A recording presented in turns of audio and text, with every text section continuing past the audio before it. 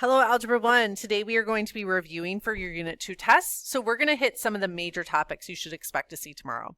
So first off, we're going to look at writing function rules and evaluating based on a function rule. Jenny needs to choose between two workout plans at Gurney Planet Fitness. The first plan has a $200 sign-up fee and costs $5 per month. The second plan has no sign-up fee but costs $30 per month.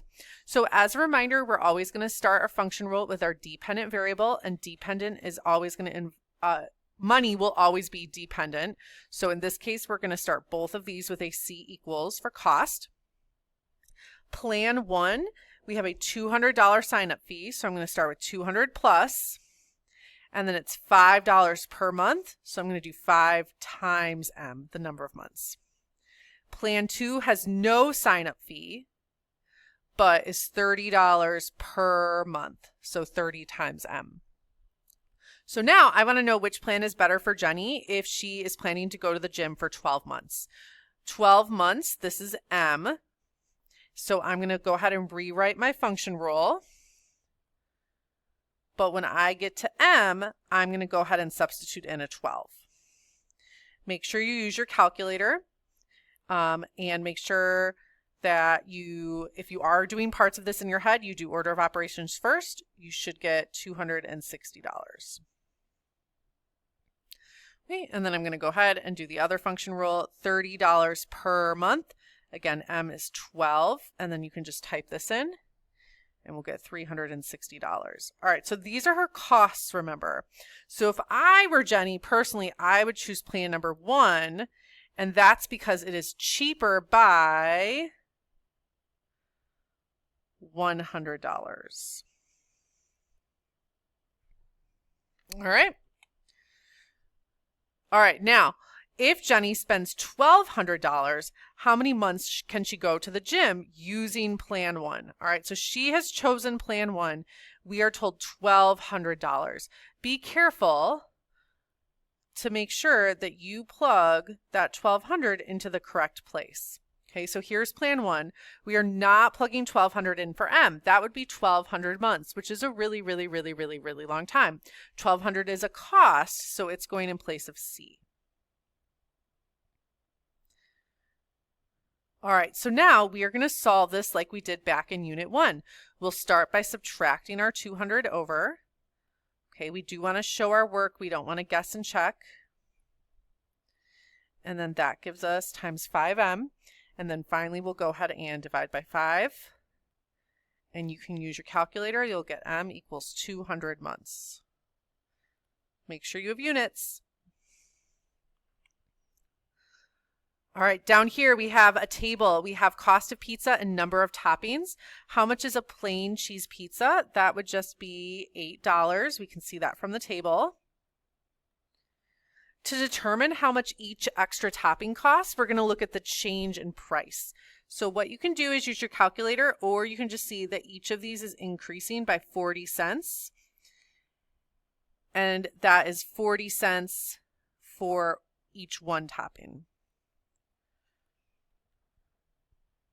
All right, so now because of that, I can write a function rule.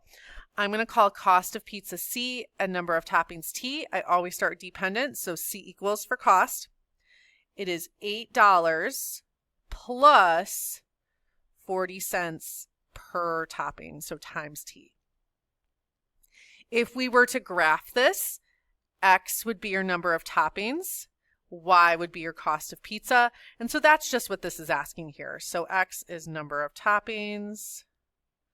Remember, your order always goes XY, and Y would be the cost.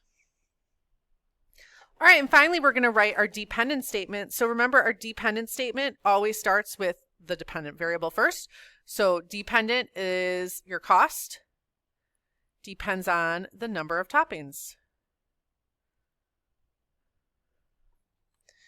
All right, let's flip the page. Let's review functions from a graph. So remember, when you have a graph, we want to see if that graph passes the vertical line test. We're just going to draw a vertical line through different parts of our graph. And we only hit that graph at one point. So we're going to say, yes, this is a function.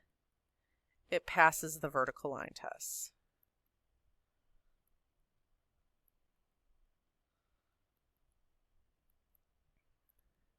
We also have a mapping here. We want to check that each input goes to exactly one output. And our issue is that we can see number 2 goes to 7 and to 9. So we're going to say, no, this is not a function. 2 has 2 different outputs.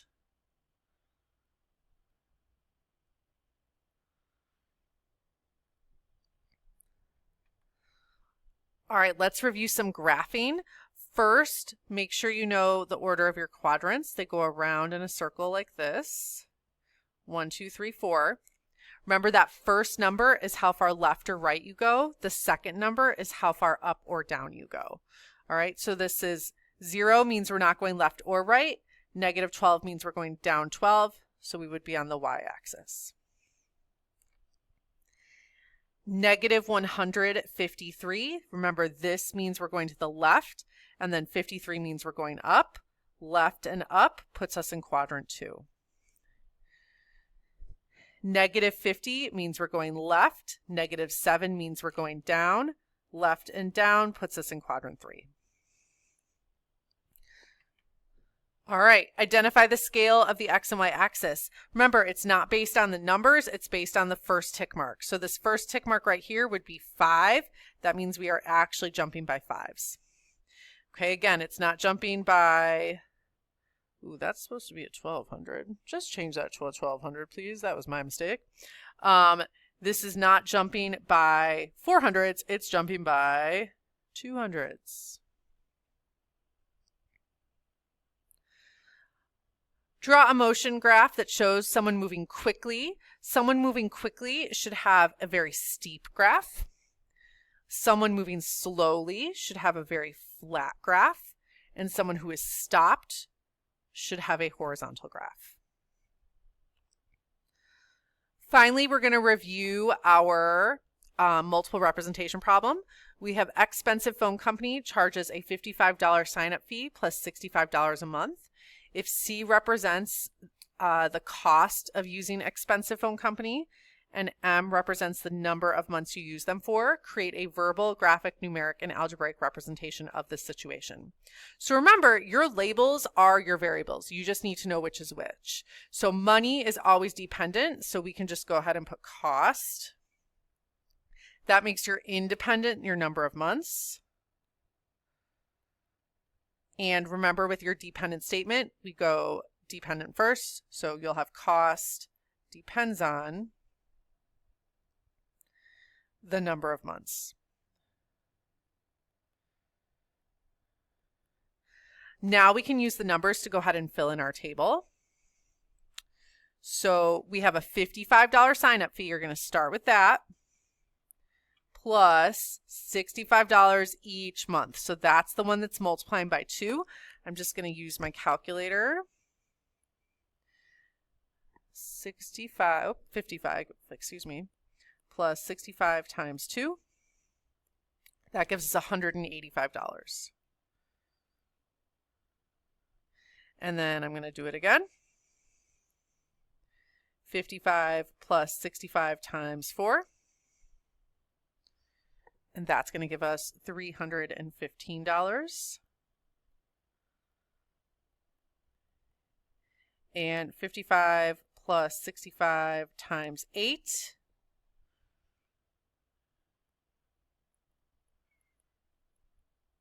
That's going to give us $575.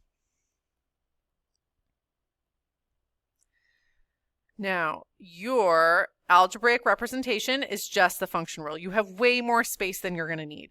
Always start dependent, so C equals, and then follow the pattern from your table. 55 plus 65 times the number of months, which is M. All right, the last and probably most time-consuming is our graphic representation. Remember, your labels are going to come from your table. We want to make sure we put X and Y in the correct place. This is your X, this is your Y. So you're going to have number of months on your X-axis. And we're going to have cost on your Y-axis. Don't forget to give a title. I'm just going to call it phone cost.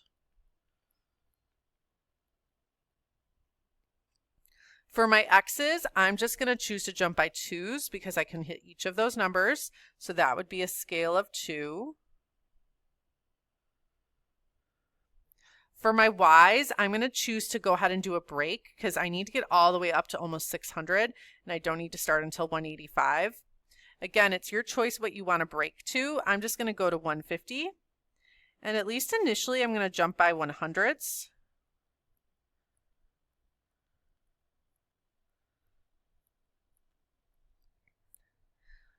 But then just to make my life a little easier, I'm going to put an extra tick mark in the middle. So now I'm really jumping by 50s. So then the last thing I'm going to do is I'm going to plot the points and label. So again, x comes first. So this is 2, 185. And it's not going to be perfect, which is why we label. So 185 will be like below the 200 marker. The next point is 4, 315. So I'm going to come over to 4. And 315 is going to be a little higher than the 300 marker. Again, this is why I label. And the final point is at 8, 575. So 575 is going to be like right between the 550 and the 600 marker. And I'm over, at 8. So like here-ish. And again, you don't want to draw an actual line, but it should look like they would connect in a line if you were to draw it. All right, there you go. That's your multiple representation problem. And that is everything that you should expect to see on your Unit 10 or Unit 2 test tomorrow. I hope you have a great day. Bye.